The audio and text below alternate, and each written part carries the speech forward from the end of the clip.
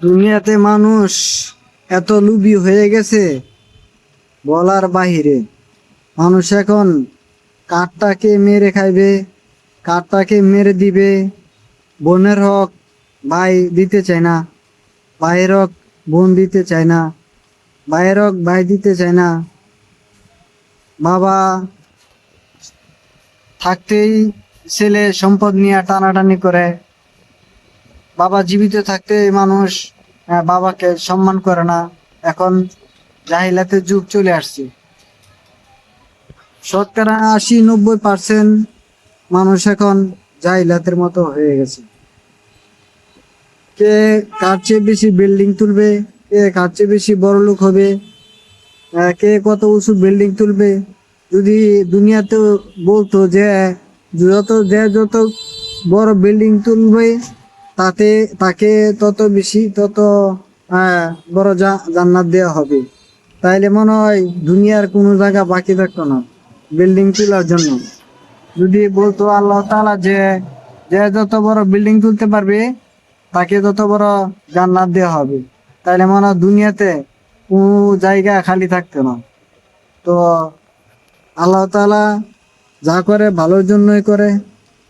আর আমার জন্য দোয়া করবেন সবাই, আমি যেন 5 ওয়াক্ত নামাজ পড়তে পারি। তো আজকে আমার নানি বাড়ি গিয়েছিলাম ঘুরতে গিয়ে আমি মানে এক জায়গাতে আসবো, পরে রিক্সাওয়ালাই অন্য জায়গাতে নিয়ে আসছি। তো এই ফাঁক দিয়ে আমি ভিডিওটা করে নিলাম। তো দুনিয়াতে আপনি 60, 70, 80 বছর, 90 বছর, 100 বছর বাঁচতে পারবেন, বড় জোরে 110 বছর বাঁচতে পারবেন।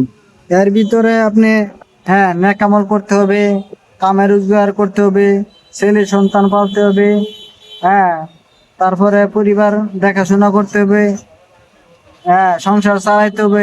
এর ফাঁক দিয়েও আপনাকে আল্লাহ তাআলার কাজের সুযোগ খুঁজতে হবে।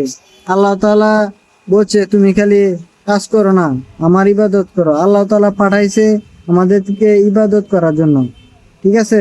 আমরা শ্রেষ্ঠ নবী, শ্রেষ্ঠ উম্মত। যে নবী জীবন দশায় একটা মিথ্যা কথা বলে নাই, অথচ আমরা সেই নবীর উম্মত হয়ে আমরা মিথ্যার সরাসরি মিথ্যা কথা বলতে বলতে আমরা দিশেহারা হয়ে যাই। প্রতিদিন যদি 100 কথা বলি, তার মাঝে 90টাই মিথ্যা কথা বলার চেষ্টা করি, এমনও মানুষ আছে। তো আমরা যে নবীর উম্মত, যে নবী জীবন দশায় একটা মিথ্যা কথাও বলে নাই, তো আমরা সেই নবীর উম্মতে কিভাবে এত মিথ্যা কথা বলি? ঠিক আছে, যেখানে যাই আমি যদি তুলাতুলি থাকি, বলি যে আমি বাড়িতে আছি, এটা বড় একটা মিথ্যা কথা না? আমি যদি এই জায়গাতে এই জায়গার নাম বলি না, বলি আরেক জায়গার নাম, ওই জায়গায় থাকি।